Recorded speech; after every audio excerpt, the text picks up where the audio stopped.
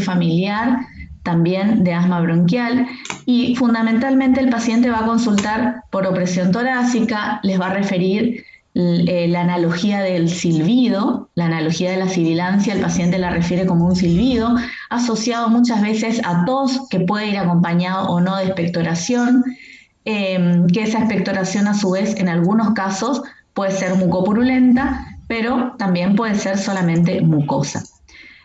Obviamente que todo este contexto clínico va a estar dado más que nada por un estímulo, puede ser endógeno o exógeno, que van a ser los alergenos, que van a ser los que van a gatillar justamente toda esta sintomatología que se desarrolla en el paciente.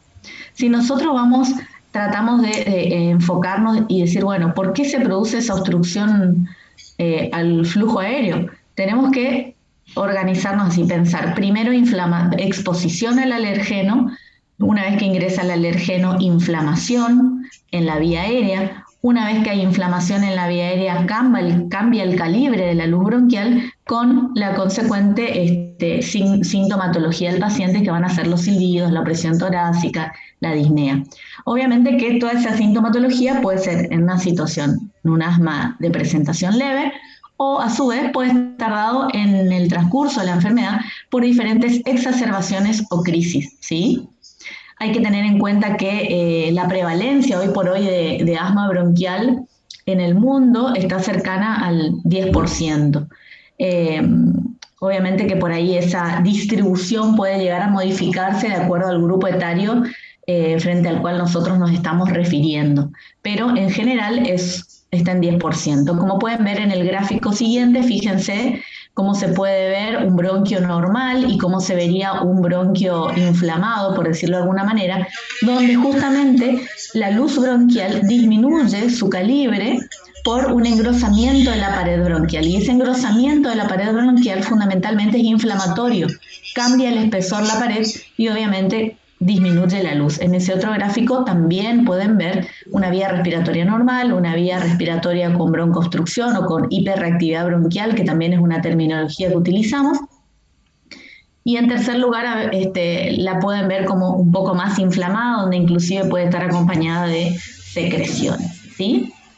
Bien, sabemos entonces hasta acá que el asma bronquial es una enfermedad obstructiva de la vía aérea de evolución generalmente crónica, que está asociado a un factor, digamos, hereditario, que puede estar desencadenada generalmente por alergenos que son endógenos y exógenos, y que los grupos etarios a los que afecta es variable, no es que predomina en una edad ni predomina en un sexo, pero lo que sí es una enfermedad que presenta diferentes intercurrencias, o sea, es como que va en mesetas a lo largo de la vida, ¿sí? Ustedes cuando interrogan al paciente van a ver que algunos pacientes les van a referir, por ejemplo, si viene a la consulta un paciente que tiene 60 años, les va a referir que dice, bueno, sí, cuando estaba en la adolescencia tuve episodios de asma para los cuales mi padre me llevaban a consultar y recibí medicación y demás, pero después en la edad adulta no hubo ningún inconveniente. Y ahora, en la tercera edad, por ahí sí, recién vuelven a aparecer los síntomas. Entonces, como que va teniendo, digamos, mesetas a lo largo de la vida, ¿sí?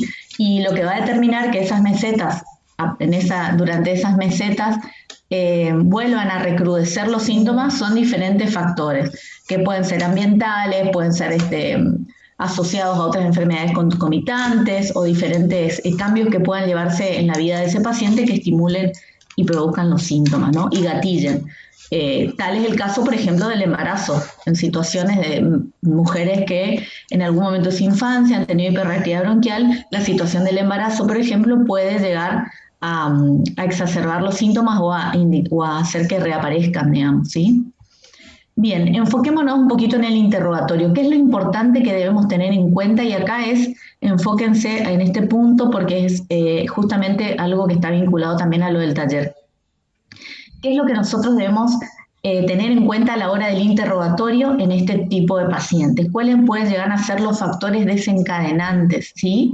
infecciones respiratorias virales, inclusive interrogar si recuerdan algunos pacientes, por ahí algunos no lo van a recordar, si en su primera infancia han tenido bronquiolitis o antes que por lo cual hayan tenido que estar internados. Como ustedes saben, el sincicial respiratorio o el adenovirus, que son agentes etiológicos en las bronquiolitis, pueden llegar a desencadenar después, más adelante, a lo largo de la vida de ese niño, después episodios de hiperreactividad bronquial, digamos.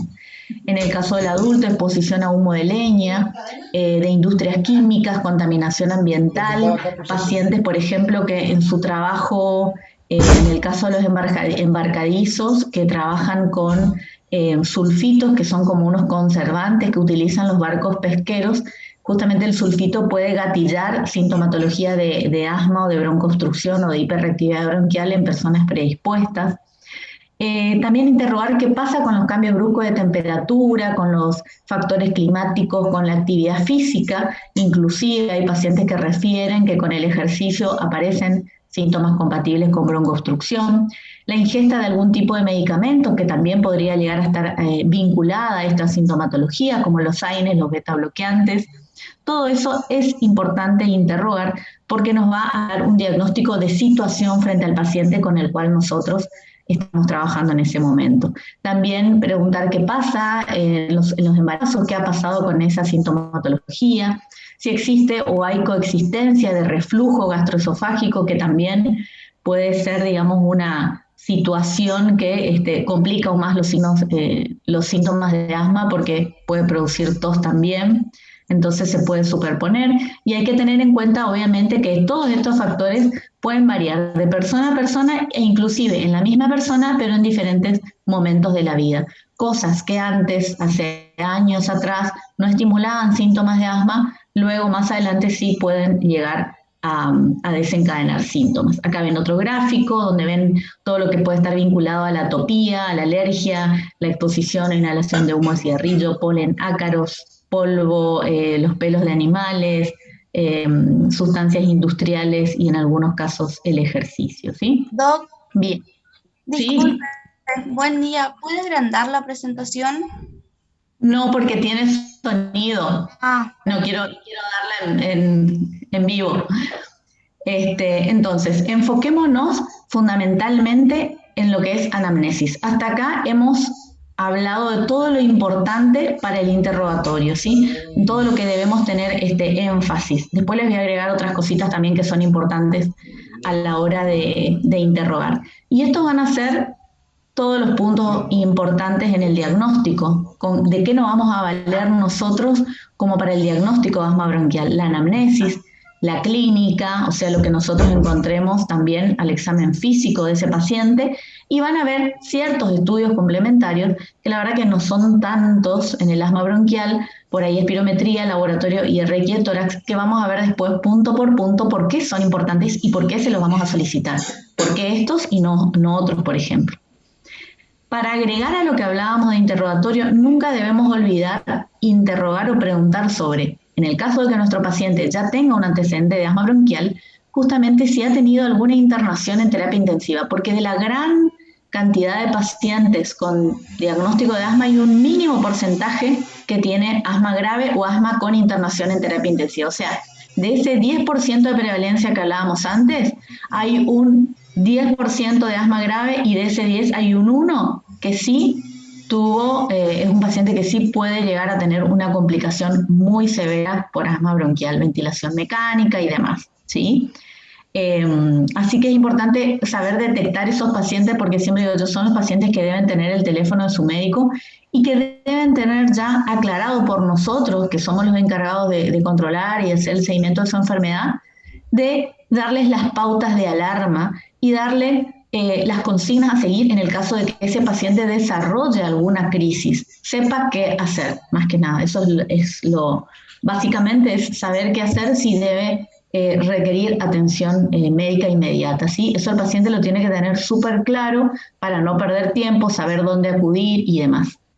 Bien, hospitalizaciones en el año previo, si ha tenido múltiples consultas en los últimos meses también, si utiliza, como por ahí algunos de ustedes saben, parte del tratamiento de rescate en el asma bronquial son los beta-2 de acción corta, como el salbutamol, que es un medicamento súper hiper conocido, Entonces, si nuestro paciente está utilizando mucho beta-2 de acción corta, mucho salbutamol, nosotros debemos interpretar ya que hay algo que está ocurriendo que no está bien, porque un paciente no puede utilizar esa medicación de rescate con tanta frecuencia, ¿sí?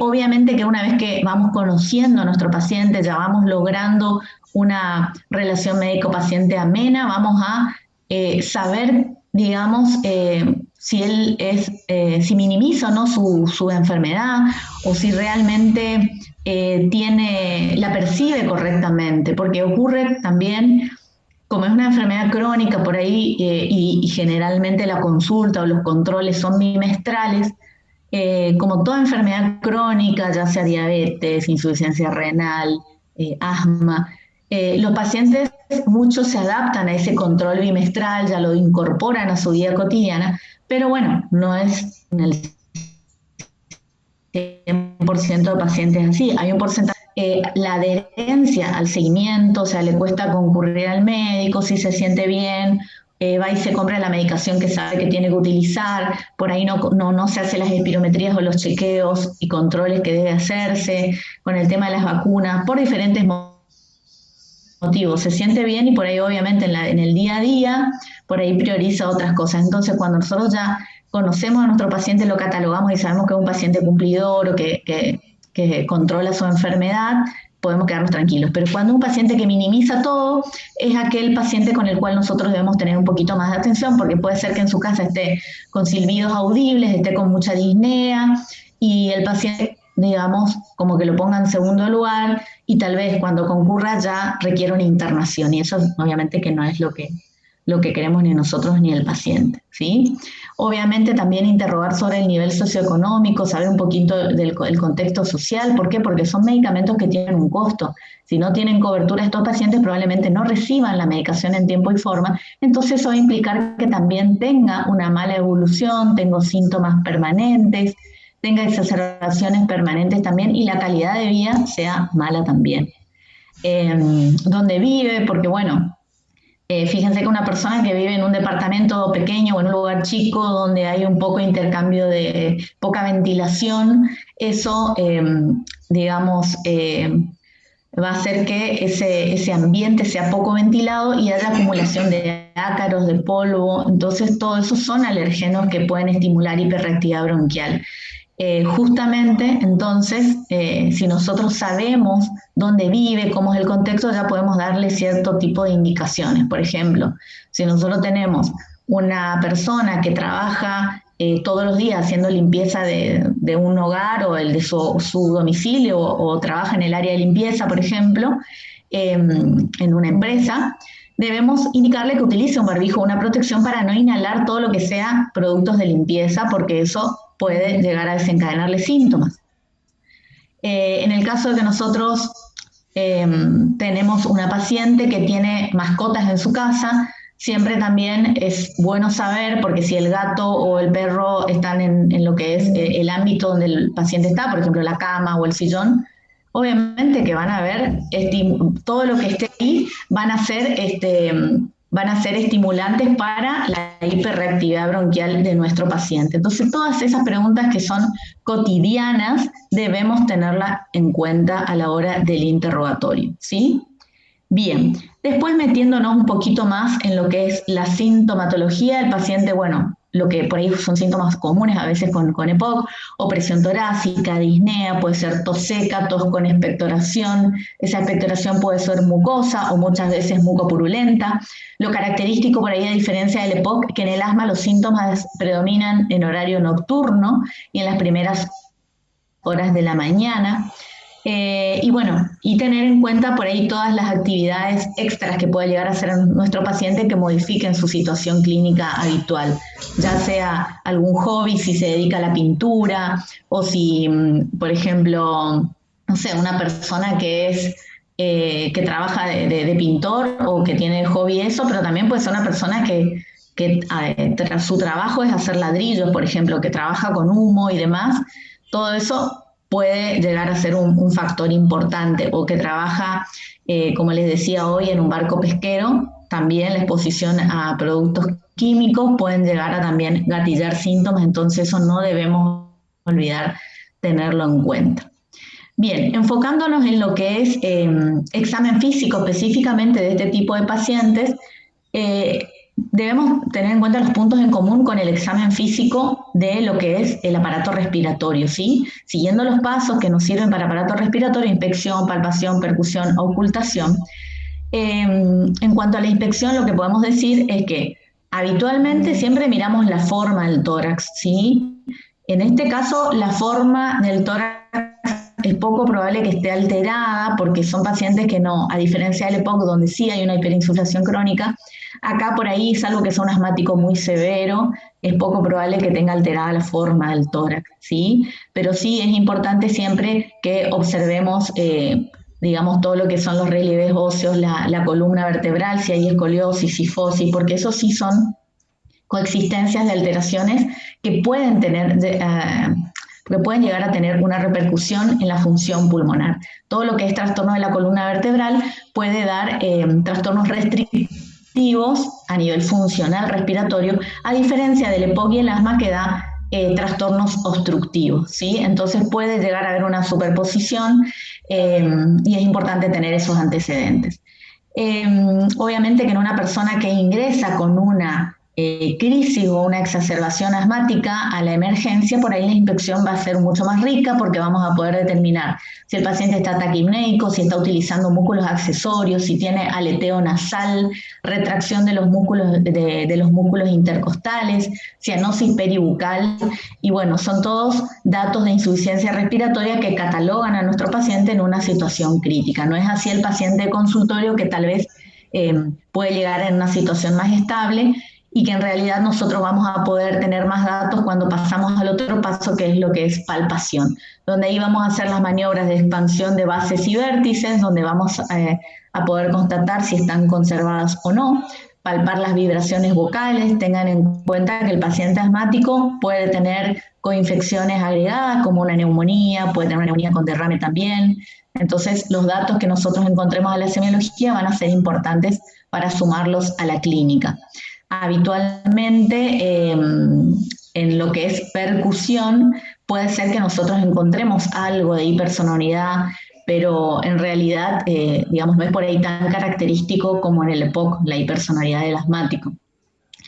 Y en cuanto a ocultación, por ahí sí tenemos todo lo que es todo lo que es sibilancias, más que nada como dato ocultatorio patológico fundamental, que las sibilancias, como hablábamos antes, se van a producir justamente secundariamente a la exposición del alergeno. El alergeno inflama la pared mucosa bronquial, eso cambia de espesor, disminuye el calibre, la luz bronquial, y el aire, cuando pasa por esa vía de conducción, al ser de menor calibre, produce ese sonido con analogía a un silbido, que es lo que el paciente a veces refiere, que tengo silbidos, tengo chillidos.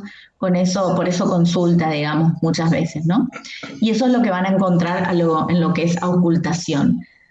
Hoy por hoy, por la situación que estamos viviendo todos, por ahí no tenemos la posibilidad de desarrollar los prácticos donde uno directamente puede ocultar al paciente con estas patologías y poder ir entrenando el oído, pero bueno, por ahí yo estos les dejo, son lugares en YouTube, pueden ir buscando, donde se pueden escuchar los diferentes sonidos respiratorios patológicos para que vayamos entrenando a poco el oído. Obviamente que a lo largo de la carrera vamos a tener un montón de pacientes seguramente para poder examinar y constatar, ya sea sibilancia o en otras situaciones roncus o rales. Tengan en cuenta que la sibilancia por ahí son síntomas muy característicos, signos ocultatorios que vamos a encontrar característicamente en asma y en EPOC, pero también, bueno, a veces pueden haber roncus asociados, que están representados por las secreciones dentro de la vía aérea, y también a veces rales, que nos están hablando de ocupación alveolar, que puede ocurrir, por ejemplo, un paciente asmático que tenga una neumonía, una consolidación, y justamente lo que vamos a escuchar son rales, de que me van a hablar de que esos alveolos están llenos de secreciones en el caso de la neumonía, y pueden estar acompañando a una crisis asmática, porque justamente la crisis asmática se puede llegar a deber por esa coinfección bacteriana que puede llegar a ser la neumonía.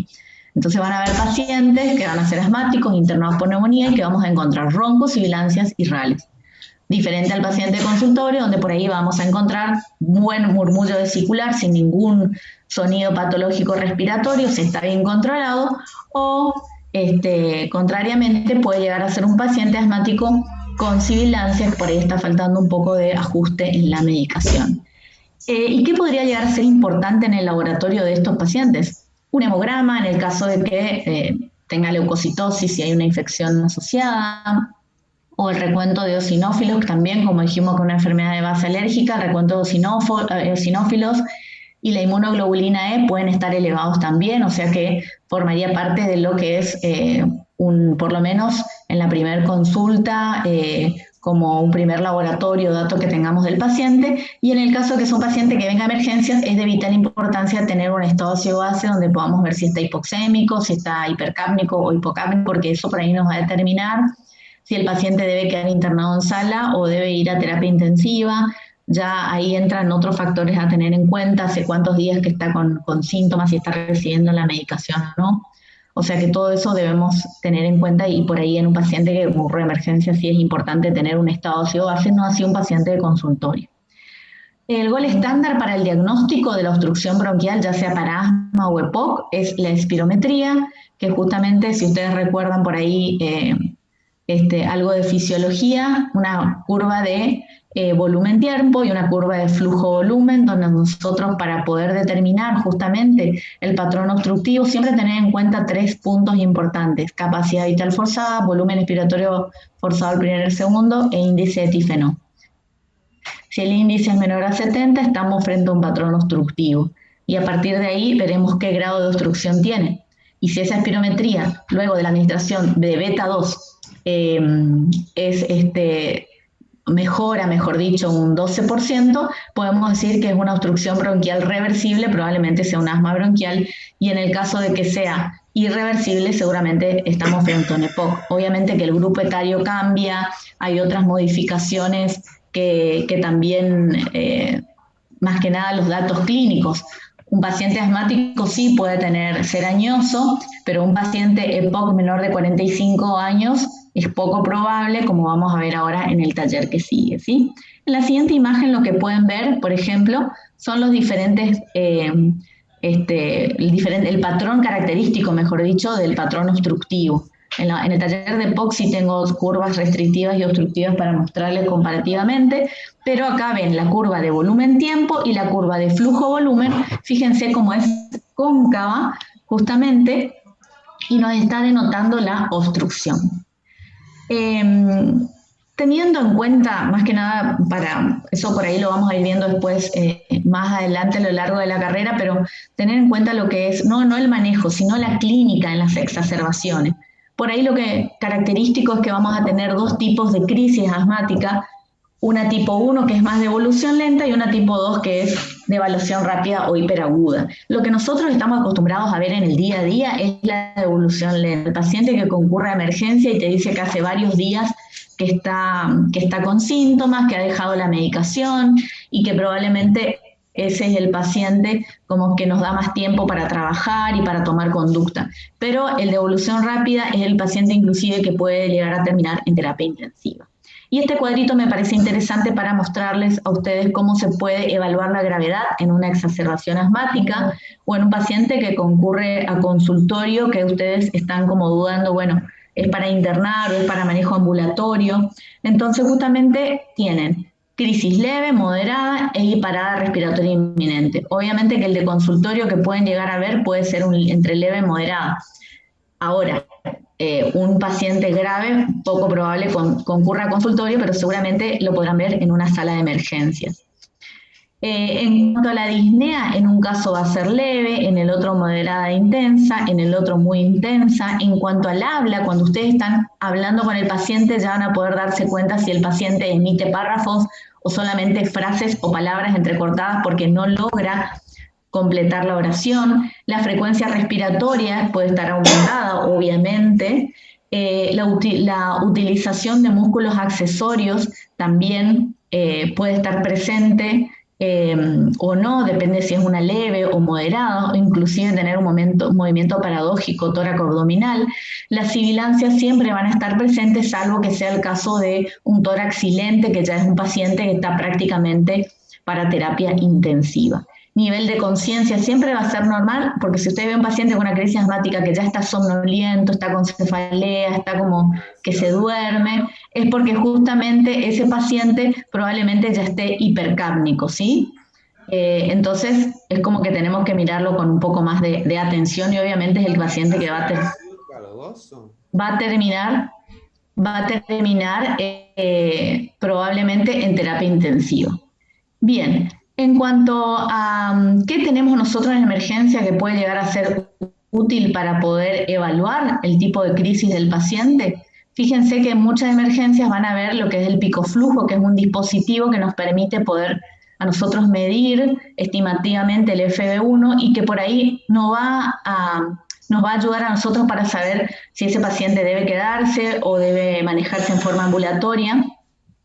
No todos los lugares lo tienen, pero sí creo que en todos los lugares donde van a estar ustedes alguna vez trabajando van a tener un saturómetro.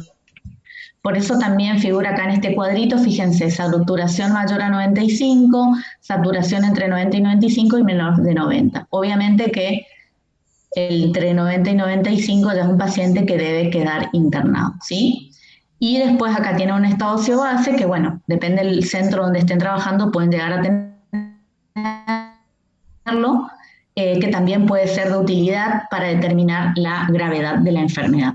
Como les decía hoy nos enfocamos más que nada en interrogatorio, examen físico, o sea, todo lo que es semiología, nada más nombrarle algunos de los medicamentos que pueden ser de utilidad en asma, ya sea en una crisis o en un tratamiento de asma estable.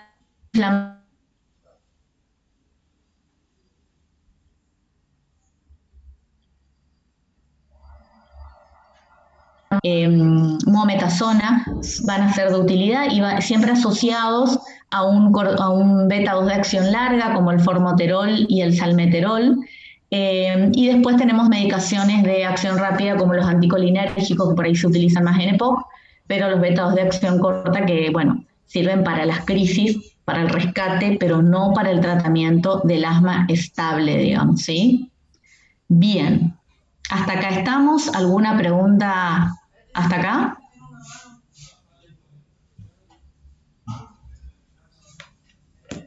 Creo que estamos súper doc.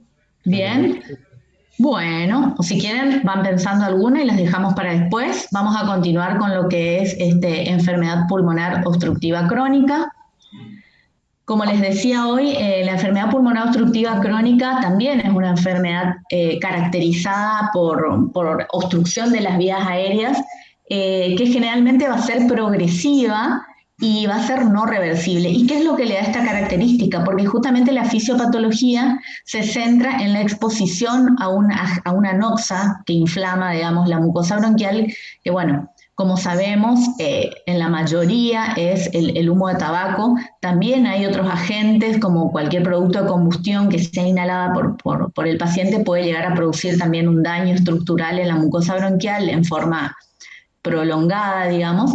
Por eso, les decía hoy, una persona que por ahí que trabaja durante muchos años expuesta a algún producto de combustión, por ejemplo, una persona que se dedica a la fábrica de ladrillos, debe usar protección porque probablemente si tiene una base asmática, una base genética que predisponga al asma, va a tener síntomas, pero si no es asmático y no usa la protección necesaria, en algún momento puede llegar a desarrollar EPOC, ¿sí? Así que bueno, esta enfermedad, como ven ahí en el gráfico, fíjense los alvéolos rotos, deformados, debilitados por la inflamación producida por el humo de tabaco, y en la imagen de abajo alvéolos sanos, ¿sí? Hay que tener en cuenta la edad. Hoy por hoy hablamos de POC en personas mayores de 45 años que han sido expuestas a humo de tabaco o algún producto de combustión que presenten, digamos, comprobada obstrucción del flujo aéreo. Esa comprobación de la obstrucción al flujo aéreo se va a dar por el gol estándar, que es la espirometría, como hablábamos antes, ¿sí? Hay que tener en cuenta también el momento de interrogar sobre esa persona que viene y concurre por primera vez es fumador y quiere saber si el cigarrillo ha hecho daño a su salud, el primer mensaje que nosotros debemos dar es que el cigarrillo hace mal a la salud y que debe dejar de fumar. Esa es nuestra mayor intervención.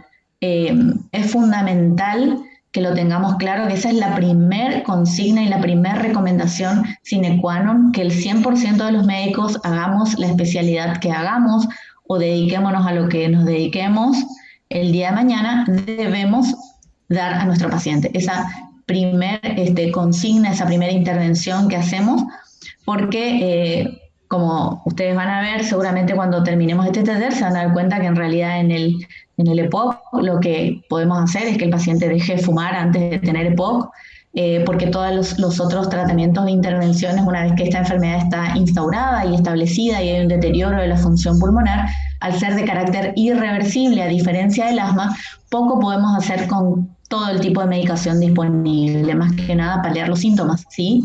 Porque, como vamos a ver más adelante, es una enfermedad con un remodelado del epitelio que es irreversible y la verdad que todo lo que podemos hacer lo podemos hacer antes.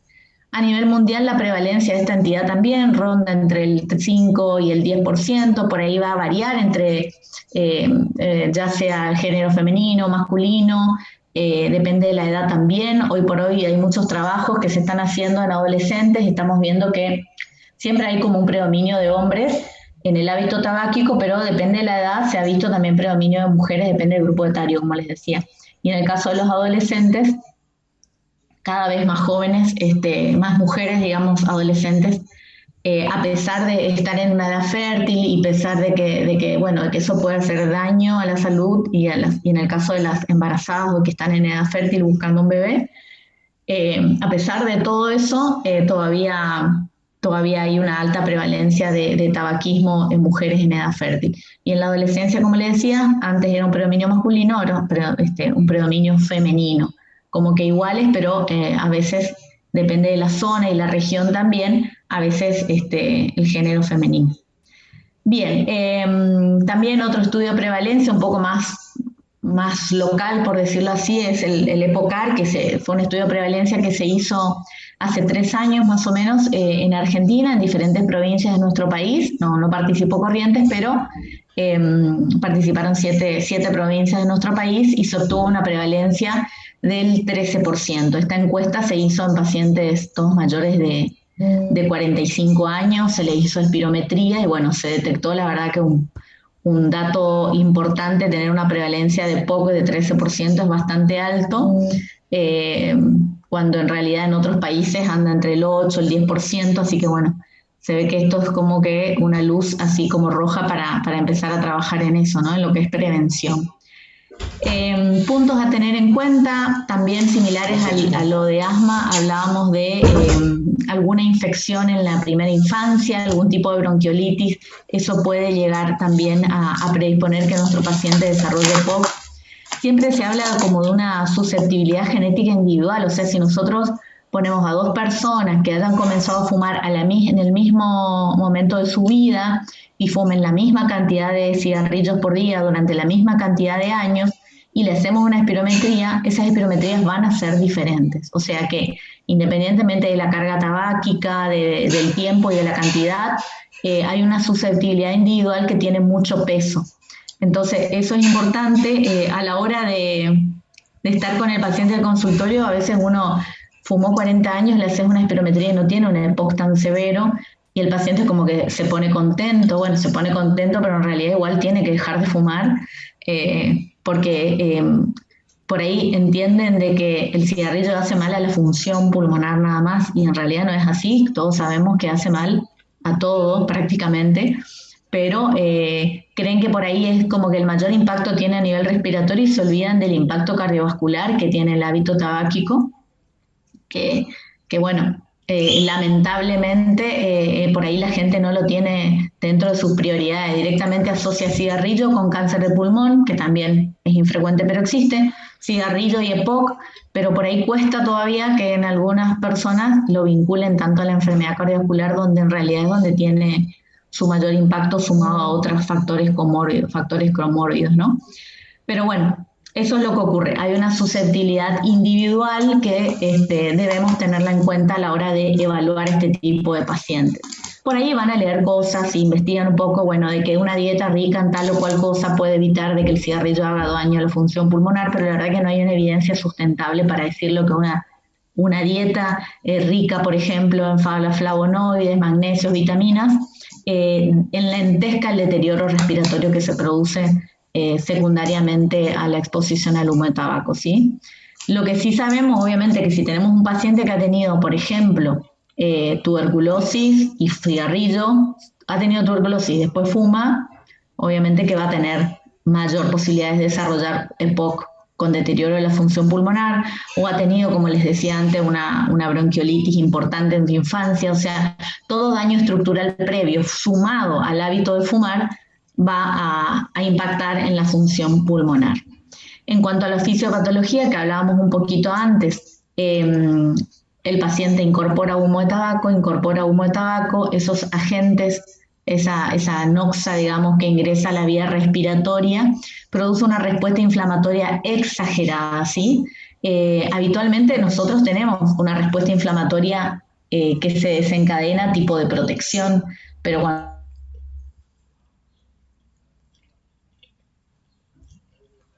la respiratoria, la respuesta inflamatoria obviamente que va a ser exagerada. Sacar la cámara porque está con baja conexión. Va a ser exagerada y en esa mucosa respiratoria inflamada, con una exigencia, digamos, producida por tanto humo, puede llegar a haber un reclutamiento de macrófagos, neutrófilos, que son células que van a liberar sustancias que van a modificar el epitelio, van a modificar y van a producir alteraciones en el tejido con la consiguiente fibrosis, o sea, justamente inflamación, cambio en el epitelio, fibrosis. Y esto es lo que va a producir de que esa vía respiratoria no sea reversible, justamente luego de la administración de cualquier tipo de medicación inhalada. Y ahí es donde está el punto de la diferencia entre asma y EPOC. Ambas situaciones tienen respuesta inflamatoria. Obviamente que en el EPOC esta respuesta inflamatoria es exagerada porque la noxa es en mayor cantidad, pero con el paso del tiempo, esa inflamación, como no hay forma de desinflamar, ya se modifica, hay un reemplazo del epitelio y hay fibrosis. Entonces esa mucosa bronquial pierde la elasticidad, se vuelve dura, rígida, y al administrar cualquier tipo de medicación no hay modificaciones, ¿sí? Bien, acá también como para que se orienten un poquito, diagnóstico, anamnesis, examen físico, espirometría, radiografía de tórax, y vamos a ver qué puede llegar a ser importante en el laboratorio.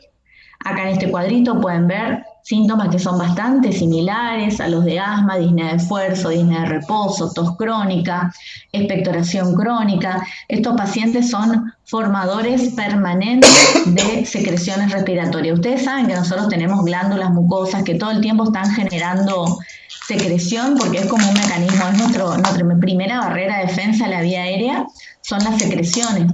Que cualquier cosa que inhalemos, cualquier partícula, esas secreciones lo que hacen es como que las atrapan y luego una persona las va expulsando en una cantidad muy pequeña, a tal punto de que poco nos damos cuenta nosotros que todo el tiempo estamos teniendo secreciones respiratorias.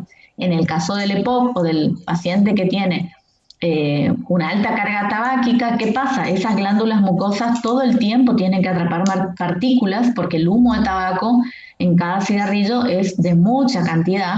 Entonces, esas glándulas mucosas se hipertrofian, generan exageradamente secreción respiratoria. Entonces, este paciente todo el tiempo tiene secreciones.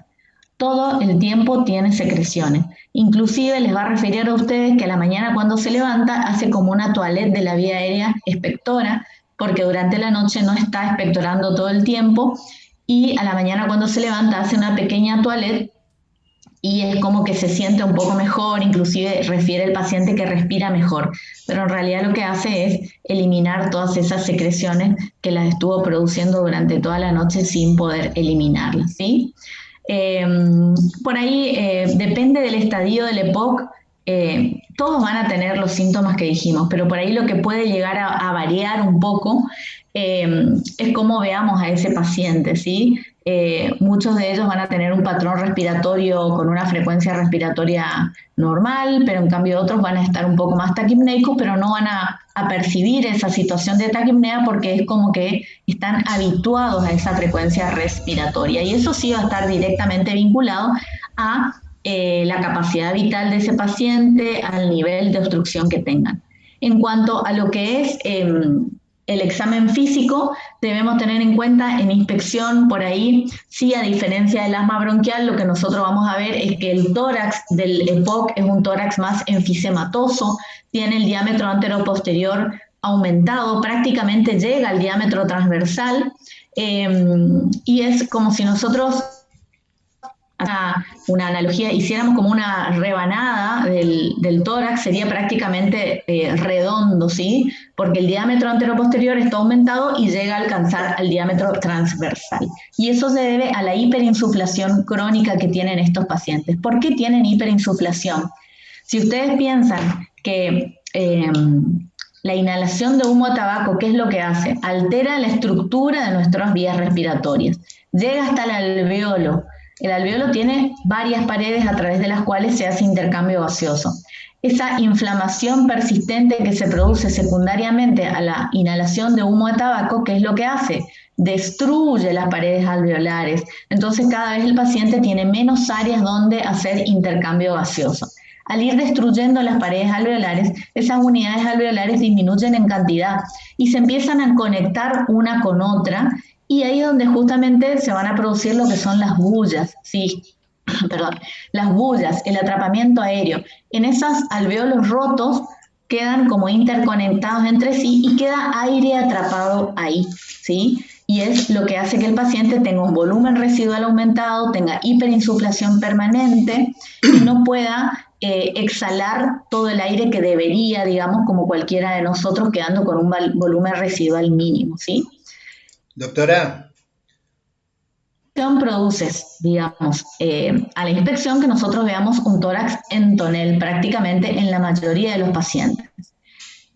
También vamos a ver pérdida de masa muscular. Sabemos hoy que el EPOC no es solamente una enfermedad respiratoria, sino tiene impacto a nivel cardiovascular, a nivel muscular también. Entonces son pacientes que con el paso del tiempo, no solamente por el estado de malnutrición y por el deterioro general o inclusive por la ingesta de corticoides muchas veces en forma mal administrada, pueden llegar a tener pérdida de masa muscular. Entonces son pacientes que tienen hipotonía muscular. Nosotros ya cuando lo vemos podemos percibir esa situación.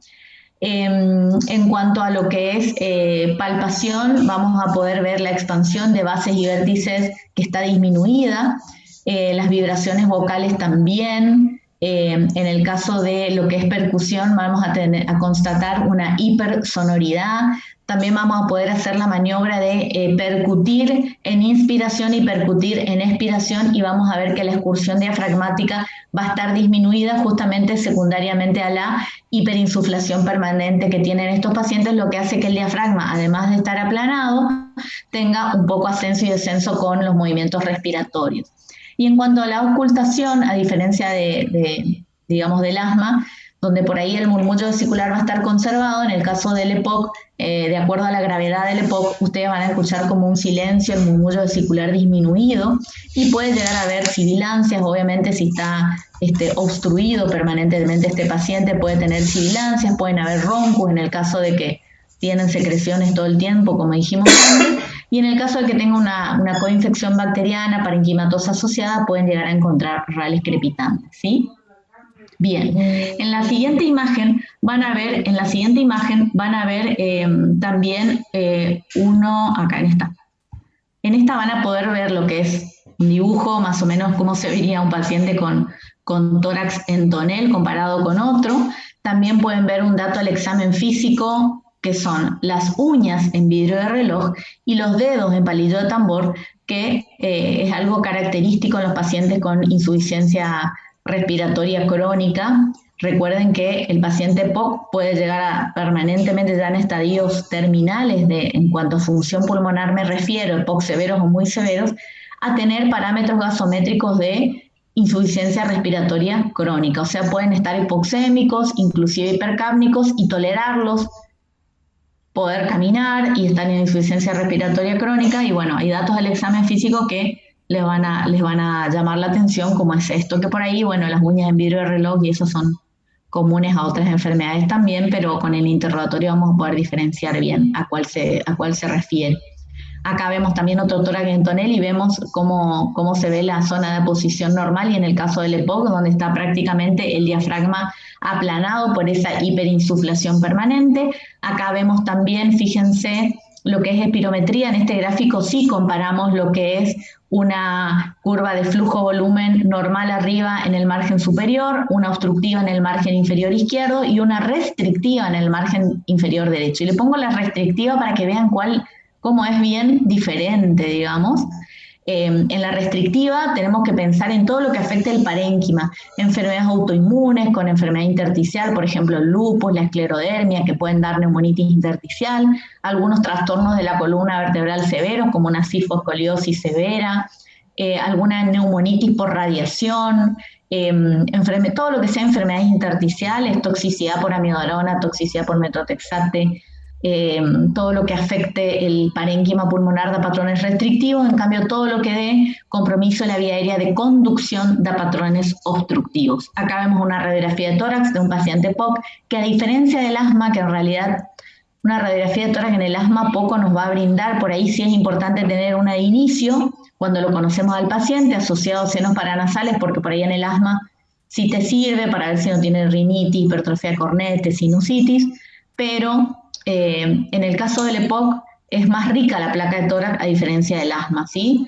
En el EPOC vamos a tener todo, o sea, es como que vemos la placa, inclusive lo podemos vincular hasta la función pulmonar, porque digamos, hay trabajos que hablan de que el paciente que tiene el diafragma aplanado seguro tiene menos de 1 litro de FeV1, o sea que es un EPOC ya prácticamente muy severo. Pero fíjense que este paciente va a tener, primero que si ustedes cuentan los arcos anteriores, va a estar hiperinsuflado, ¿sí? Si ustedes ven, los espacios intercostales van a estar aumentados, las costillas van a estar horizontalizadas, todo eso por ahí hiperinsuflación. Inclusive las playas pulmonares van a estar más radiolúcidas de lo habitual.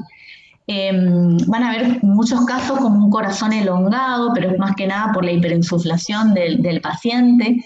Van a ver en el perfil, además del diafragma aplanado, que también se ve en el frente, que la hiperclaridad normal que todos tenemos del área retrocardíaca y retroesternal va a estar súper aumentada de tamaño. Fíjense cómo que tenemos habitualmente en la placa de tórax de perfil. Bien, y en cuanto a clasificación, bueno, tenemos el GOLD, que es una clasificación mundial, digamos, que es un poco, yo no los quiero abrumar, pero sí, tiene en cuenta la espirometría, la disnea, el estadio funcional, pero la verdad que lo que tenemos que guiarnos fundamentalmente es por la espirometría más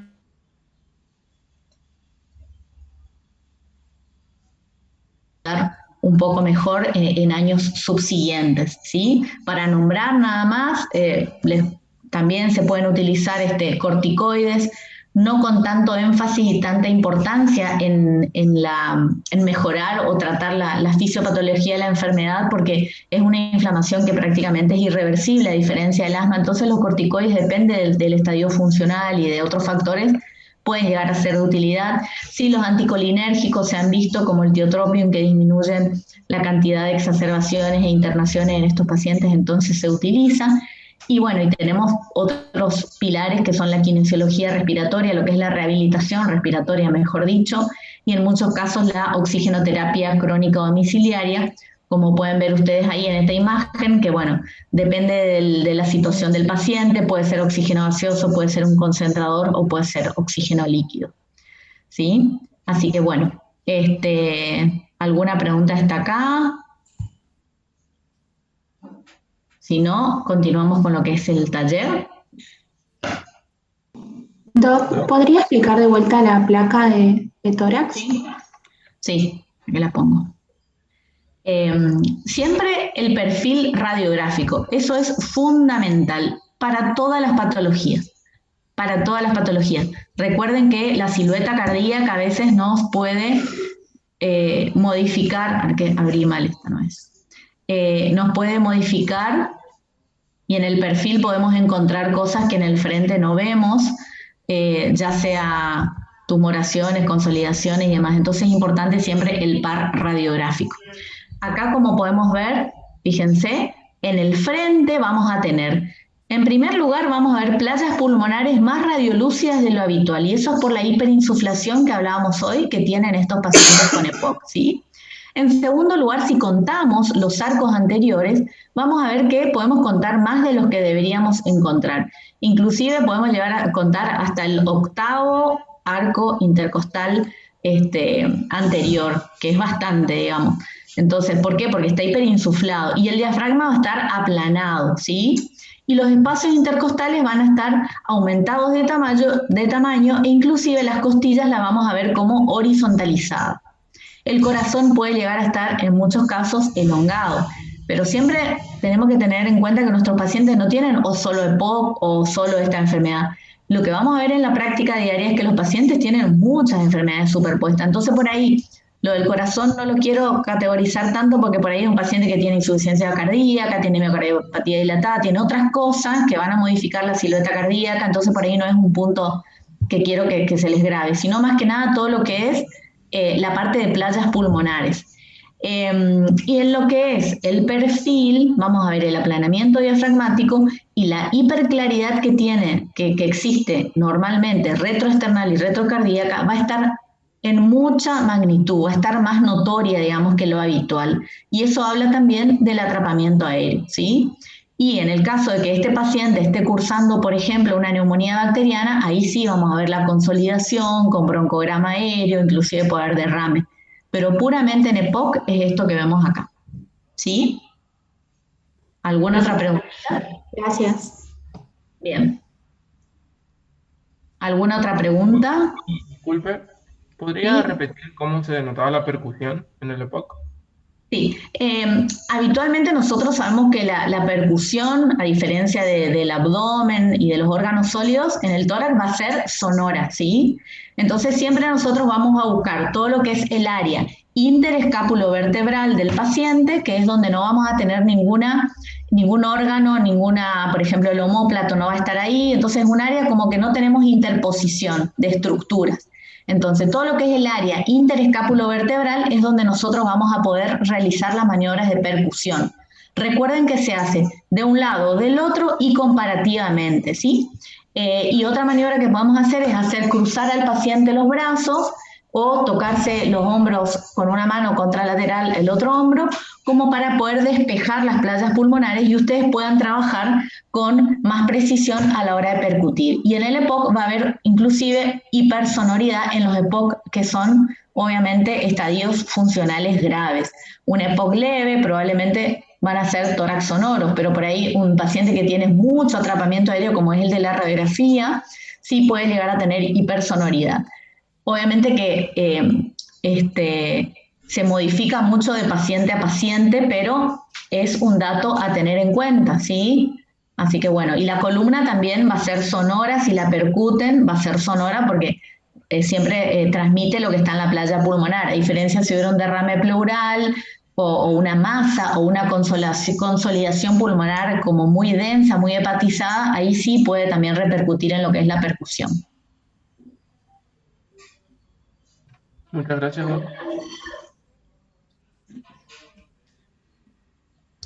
¿Puede compartir las consignas, doctora, para el taller? Bien, perfecto.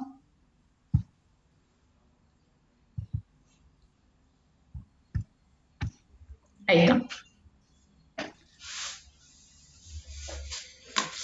Bueno, les leo, a ver, acá voy a minimizar. Las consignas son, en primer lugar, ¿cuáles serían las preguntas que ustedes realizarían a un paciente con sospecha clínica de asma y las diferencias más importantes en el interrogatorio en un paciente con sospecha clínica de EPOC? O sea, ¿qué en uno y qué en otro, digamos? Tenemos puntos en común y puntos diferentes. La segunda sería, ¿qué datos semiológicos estos pacientes tienen en común y cuáles los diferencian? Y en tercer lugar, que ustedes propongan un algoritmo, digamos, en cuanto más que nada a los estudios complementarios que solicitarían en forma diferenciada en estos pacientes, ¿sí? ¿Quedó claro? Sí, doctora. Tienen que capturar pantalla, chicos. Y vamos a hacer lo siguiente. Vamos a dividir en 6 grupos.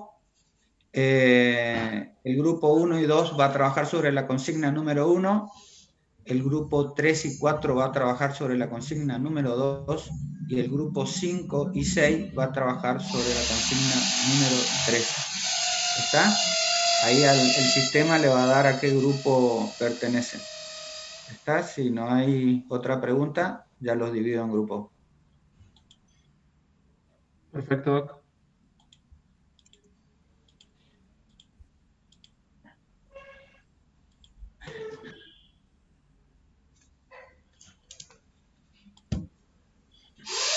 ¿Listo?